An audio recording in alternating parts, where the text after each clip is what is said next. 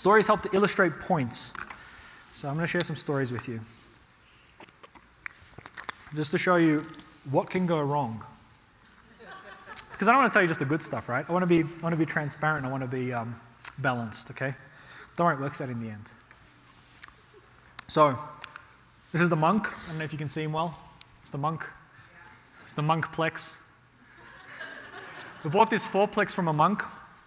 He literally had not eaten a cooked meal in 15 years. I didn't put a picture of it, but his kitchen, the range was missing and the fridge was open, and he hadn't eaten a cooked meal in 15 years. He just ate basically raw vegetables and stuff, right? And he had this window, and he showed us that window, and he would get up there every day and he would watch the birds. There was birds across the road in this tree for hours, right? He just watched these birds. I thought it was pretty funny. But anyway, he owned the fourplex. Like, monks are supposed to be devoid of human... I don't know. I didn't understand how it worked, but he was actually a genuine monk. So what ended up happening is he lived in one of the units, the other unit was vacant, and then the two bottom ones were tenanted. So we bought this for a client. The day of the closing, like the day that we closed, he put a tenant into the vacant unit. With no lease, with a lease, with no security deposit and nothing, right? So the contractor goes there like 3 days later, opens the door, and there's a woman inside. What are you doing in here? I'm the tenant. Oh, really? How so? Well, the monk, I don't know what you called him, but whatever, the monk, put me in here. How do I explain to my new owner that the vacant 2 units up above now have a tenant in there that hasn't paid a security deposit, that now has a lease that we've taken no money from, that's going to basically ride us through an eviction potentially for the next 3 or 4 months? What do I tell him? Right? That stuff happens. Was it our fault? No, there is literally no way we could have foreseen this happening, especially this guy. Look how nice he looks. Right? Maybe he thought he was doing us a favor, right, by renting it out. This woman had no credit, had nothing, right? It happens. Right? This is just reality. And they're weird things. It just happens. So make sure you know who's living in your properties. And this is, again, the good thing about having someone that you can work with and trust, because they'll go and look after this stuff for you. And, my realtor was really good, and she was able to figure out some stuff. The contractor came in and basically got her out within about a week, and it was good, but it could have turned really bad. Perspective is everything. I don't know if you guys can see, it's a bit small. This is the bullet hole that we patched up in that house that I was sharing with you. Right? I'm just showing you. This is what I paid. I paid $75 to have that bullet hole patched up. This is just real costs, I'm not going to spend a lot of time on this. I kind of had a different mindset about how I was going to cover this slide, but I think the bullet hole is funny. And when you get the slide deck, you can look at what I pay for certain things. But even stuff like this is helpful. Again, you join your meetup groups and you say, hey, you're an investor. What did you pay for a renovation on your house, right? You collect 3 or 4 of these, 5 of these, right? Again, it's not a guarantee, but convergence, right? What does it cost to replace a toilet? If you have no idea, $1,000 might seem like a good price. I mean, if you don't know, those of you gasping probably know it's not $1,000, but I'm just saying, right? You don't know. So these are houses that either I've bought for me or for tenants. This is the house with the bullet hole that I bought. This is one of my first rehabs. This is another one that we rehabbed. This is one for a client. This is another one for a client, another one for a client. And that's one of our signs of we buy houses. So we kind of do the whole wholesaling thing, but we do the end-to-end. So every house that we buy, we put a sign in front that says, we bought this house and we'll buy yours. Cash, call this number, blah, blah, blah. Yeah? It's a good advertising method. People in the street find out that you bought it.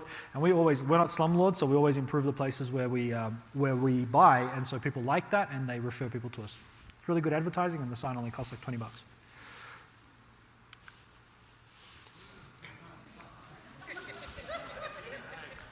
Right? I love this. It's like period. I don't know. I'm sure people would come up with some really cool ways to explain that away. Like, rustic delight or something. I don't know.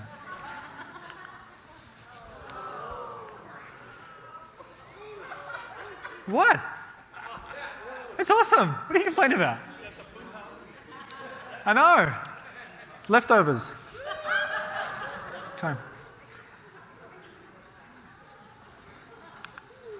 Let me show you something. Let's see if we can see this. I'm gonna skip through some of this. I'm gonna narrate it a little bit. It's 2 minutes. I don't want to waste the whole 2 minutes on it. I'm gonna show you something. Okay. It's a house. This is the one with the bullet hole. When we bought it, this is what it looked like inside. So they had cabinets against that wall. They had a couch there.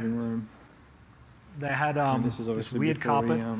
They had another couch there because they didn't want people to break in. I mean, you could have just pushed the couch over, right? Kitchen was okay. It wasn't too bad, but it wasn't great. It was missing some drawers there. Kitchen actually looks. It was pretty kind of unkempt. That's a lot of the other places I've seen. Had a dishwasher, was a big bonus. Being kicked a couple of times, but you know, the fridge was a bit. You'd be surprised what you find in fridges in these homes. Like, I'm telling you, some pretty funky stuff. And my realtor has this weird, my contractor has this weird obsession with always opening the fridge and smelling what's inside. Man, it is bad. Anyway, it's the bathroom.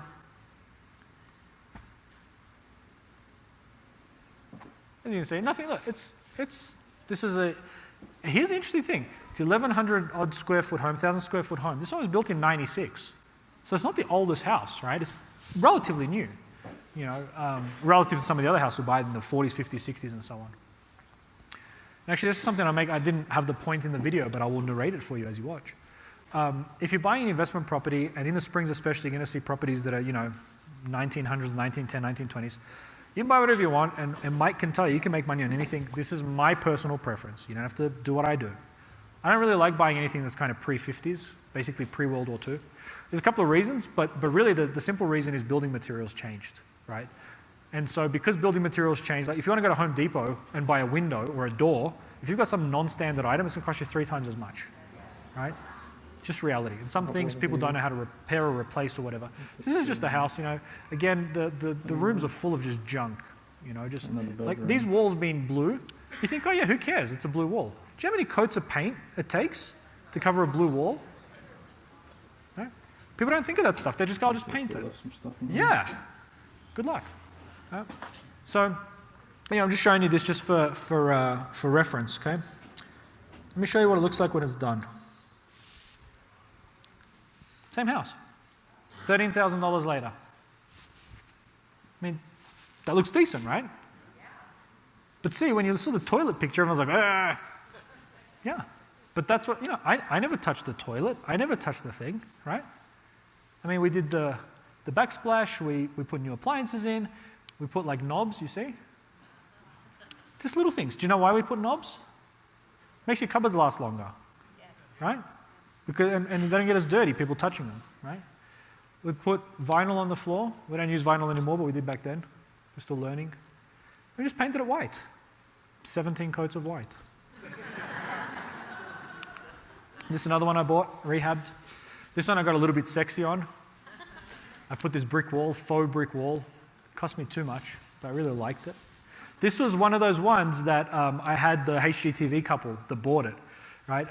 They bought it, they got halfway through it, and then they decided that, they were just getting screwed so much by contractors, didn't turn up, charged them too much. And so I bought it from them, even after they'd put in like, I think 5 or 6 grand of work for less than they paid for the house, including the work. So it was actually a good deal for me. So this is a good house. We started to put the vinyl tile, it just looks cool. Really basic kitchen from IKEA. It's like 2 grand or something. That's not a lot. But it looks decent. But you should have seen, I don't have photos, for whatever reason I couldn't find them, but photos of what it looked like beforehand. People walk into it. Like there was a window, you can't see it here, but like to the left of that, there was a window. We patched it up, we replaced the siding, because we didn't want the window there. It didn't make sense. You have to have vision for beyond what you can see. The people that don't are the ones that pay retail. Okay? You pay retail. I don't want to pay retail. So I share these with you just to show you, because most of the time people only see the bad and they walk out and go, oh, I don't want to touch that. Like, man, that's where the money is. You don't have to buy everything as ugly as that. I'm just saying.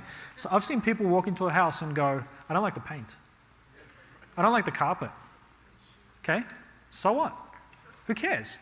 They can't see beyond that because the paint is funky. Who cares about the paint? If you have a weird eye vortex staring down from you, like when you're having a shower, paint over it. Poke it in the eye, blind it, whatever you want to do. But, like, there are ways, right? There are ways. Don't be limited.